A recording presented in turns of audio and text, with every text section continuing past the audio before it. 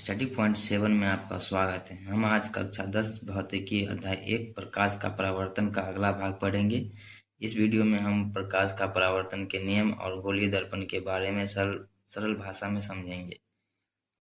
जानते हैं प्रकाश का परावर्तन के नियम। नियम 1, आपतन कोण हमेशा परावर्तन कोण के बराबर होता है, अर्थात I बराबर R। नियम 2, आपतित किरण, परावर्तित किरण तथा अभिलंब तीनों एक ही तल में होते हैं।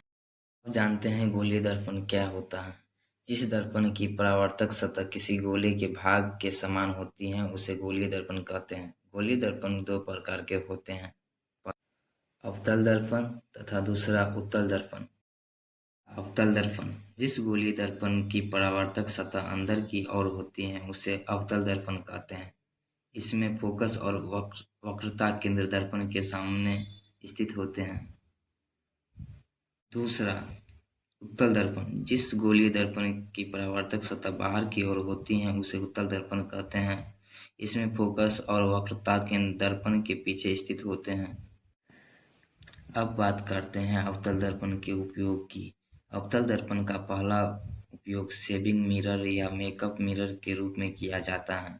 जब चेहरा फोकस के भीतर होता है तो इसका बड़ा और सीधा प्रतिबिंब बनता है, जिससे शेविंग और मेकअप करना आसान हो जाता है। दूसरा उपयोग टॉर्च सर्चलाइट वाहन की हेडलाइट में होता है। अवतल दर्पण प्रकाश को एक दिशा में भेजने में मदद करती है, जिससे प्रकाश दूर तक पहुंचता है।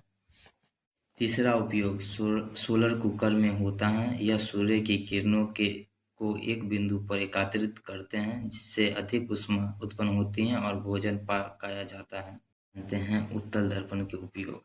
उत्तल दर्पण का सबसे प्रमुख उपयोग वाहनों के रियर व्यू मिरर के रूप में होता है। यह पीछे का अधिक क्षेत्र दिखाता है, जिससे वाहन चलाना सुरक्षित होता है।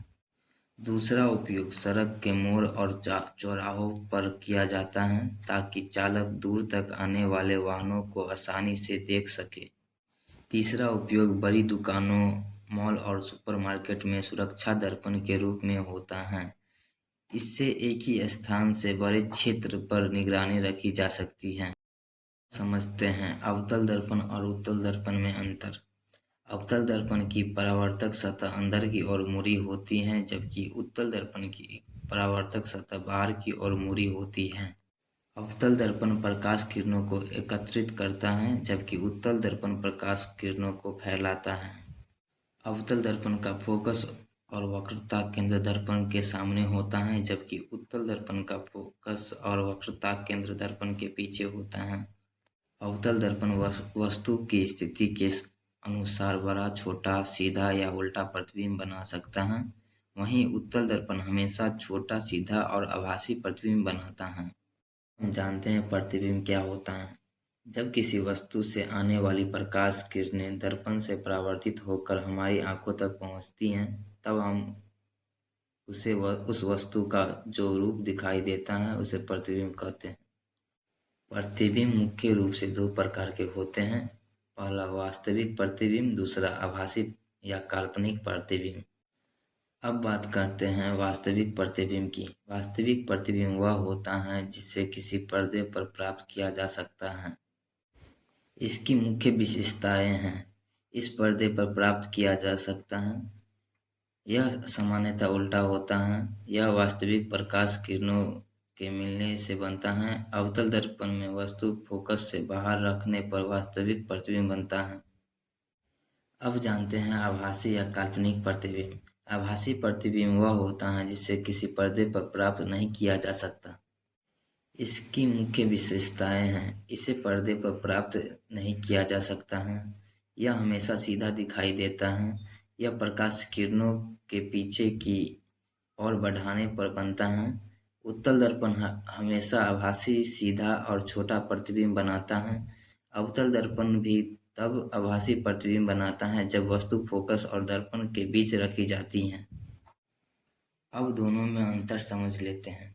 वास्तविक प्रतिबिंब पर्दे पर प्राप्त किया जा सकता है, जबकि आभासी प्रतिबिंब पर्दे पर प्राप्त नहीं किया जा सकता। वास्तविक प्रतिबिंब सामान्यतः उल्टा होता है, जबकि आभासी प्रतिबिंब सीधा होता है। वास्तविक प्रतिबिंब वास्तविक किरणों के मिलने पर बनता है, जबकि आभासी प्रतिबिंब किरणों के पीछे बढ़ाने पर बनता है। आपको यह वीडियो पसंद आया हो तो वीडियो को लाइक करें, अपने दोस्तों के साथ शेयर करें। ऐसे ही आसान हस्तलिखित नोट्स और बोर्ड परीक्षा की तैयारी के लिए स्टडी पॉइंट 7 चैनल को सब्सक्राइब करना ना भूलें। धन्यवाद, मिलते हैं अगले